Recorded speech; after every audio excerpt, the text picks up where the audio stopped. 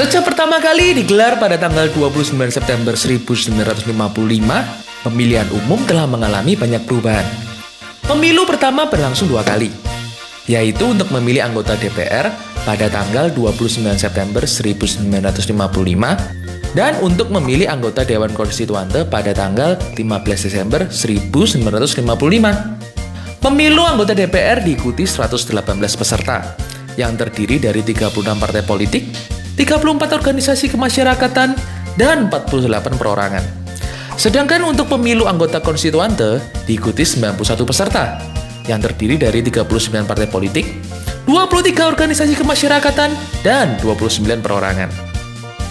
Pemilu kedua yang juga merupakan pemilu pertama di masa Orde Baru diselenggarakan secara serentak pada tanggal 5 Juli 1971 untuk memilih anggota Dewan Perwakilan Rakyat serta anggota Dewan Perwakilan Rakyat Daerah se-Indonesia. Dengan keputusan tersebut, otomatis hanya ada 3 partai yang maju dalam pemilu tahun 1977, yaitu P3, PDI, dan Golkar. Nah, mulai dari saat itu nih guys, pemilu baru dilaksanakan setiap 5 tahun.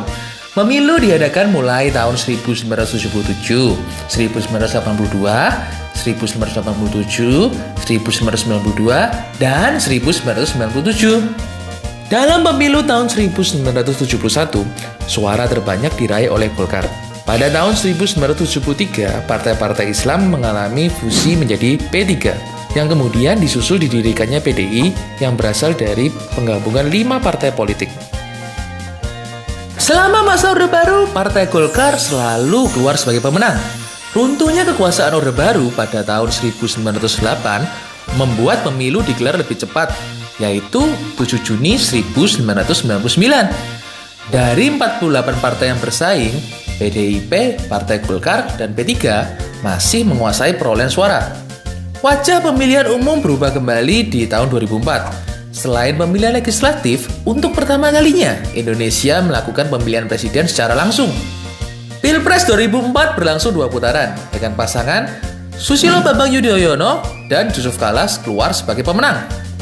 Sementara pada pemilihan legislatif, 24 partai mengikuti pemilu. 3 partai dengan perolehan terbanyak ditempati oleh Golkar, PDIP, dan PKB. 5 tahun kemudian, dalam pemilu pada tanggal 9 April 2009, Partai Demokrat keluar sebagai suara terbanyak diikuti Partai Golkar dan PDIP. Susilo Bambang Yudhoyono kembali terpilih sebagai Presiden Republik Indonesia dengan didampingi Bapak Budiono. Tahun 2014, pemilihan presiden dilakukan pada 9 Juli 2014 yang mempertemukan 2 koalisi besar, yaitu Koalisi Indonesia Hebat dengan pasangan Jokowi dan Yusuf Kala bertemu dengan Koalisi Merah Putih dengan pasangan Prabowo Subianto dan Hatta Rajasa. Pemilu 2014 dimenangkan oleh Koalisi Indonesia Hebat dengan terpilihnya pasangan Jokowi dan Yusuf Kala yang keluar sebagai Presiden dan Wakil Presiden Republik Indonesia.